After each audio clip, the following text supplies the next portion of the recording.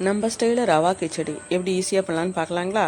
நான் 2 டம்ளர் ரவை எடுத்துக்கிறேங்க. அதாவது 1/4 கிலோ நான் ரவை எடுத்துருக்கிறேன்.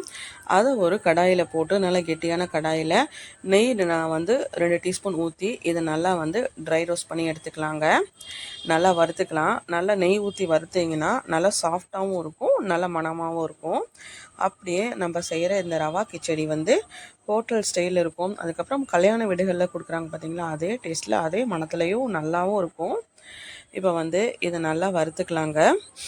நீங்கள் அப்படி கையில் தூவி பார்த்தீங்கன்னா அப்படி மணலாக இருக்கணும். அந்த அளவுக்கு இருந்தால் தான் இது கரெக்டான டெக்ஸ்டர். இப்போ பார்த்தீங்கன்னா அதை நல்லா வறுத்துட்டு ஒரு தட்டில் மாற்றி வச்சிடலாம். நான் தேங்காயும் நெய்யும் சேர்த்துருக்குறேன். அது நல்லா காஞ்சவொடனே பொடிசாக இஞ்சி கட் பண்ணி போட்டுக்கலாங்க. அதுக்கப்புறம் 5-6 முந்திரி பருப்பு, கடுகு, உளுந்தம் பருப்பு போட்டுக்கலாம். பெரிய வெங்காயம், ஒரு பெரிய வெங்காயம், ஒரு கொத்து கருவேப்பிலை, 2 பச்சை மிளகா, இது எல்லாத்தையுமே போட்டுட்டு நல்லா 2 வறுத்துக்கலாங்க. நான் கேரட், பீன்ஸ், பட்டாணி 3யுமே நல்லா கட் பண்ணி வச்சுக்கிறேன். கேரட் பீன்ஸ் நல்லா பொடியாக கட் பண்ணி வச்சுக்கிறேங்க. இப்போ இதை 3த்தையுமே நம்ம இந்த எண்ணெயில் சேர்த்துடலாம்.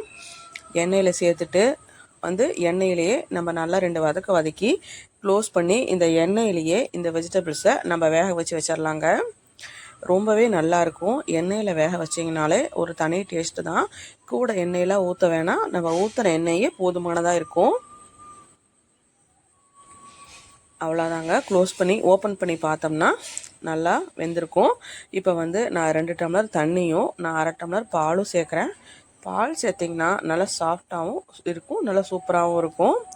நான் 1/2 டம்ளர் மட்டும்தாங்க பால் சேர்த்துருக்குறேன். நான் 2 டம்ளர் தண்ணி சேர்த்துருக்குறேன். சேர்த்துட்டு இதை நல்லா ஒரு கலரி விட்டு கொஞ்சமாக உப்பு போட்டுக்கலாம். தேவையான அளவு உப்பு போட்டுக்கலாம். மஞ்சள்தூள் 1/4 டீஸ்பூனுக்கு குறைவாகவே சேர்த்துக்கலாம். சேர்த்துட்டு இதை நல்லா ஒரு கலரிக்கலாங்க. நல்லா கொதி வரட்டும். இப்போ பார்த்திங்கன்னா வறுத்து வச்சுருக்கிற ரவையை போட்டுடலாம். அதுக்கு கூடவே நான் கொஞ்சம் சேமியாவே சேர்த்துருக்குறேன். நல்லாயிருக்கும். கொஞ்சம் சேமியா போட்டிங்கன்னா நல்லாயிருக்கும். கொஞ்சமாக தான் சேமியா போட்டிருக்குறாங்க. போட்டுட்டு இதை நல்லா கட்டி இல்லாமல் நல்லா கலரி கொடுத்துடலாம். ரொம்பவே ஈஸி தாங்க. அதாவது ஒரு 1/4 மணி நேரத்தில் இதை பண்ணி நம்ம முடிச்சிடலாம்.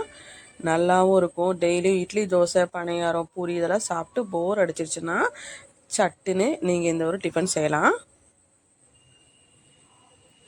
இந்த மாதிரி கட்டி இல்லாமல் நல்லா கலரி லோ ஃப்ளேமில் வச்சு ஒரு 5 மினிட்ஸ்க்கு இதை நல்லா க்ளோஸ் பண்ணி வச்சுருங்க.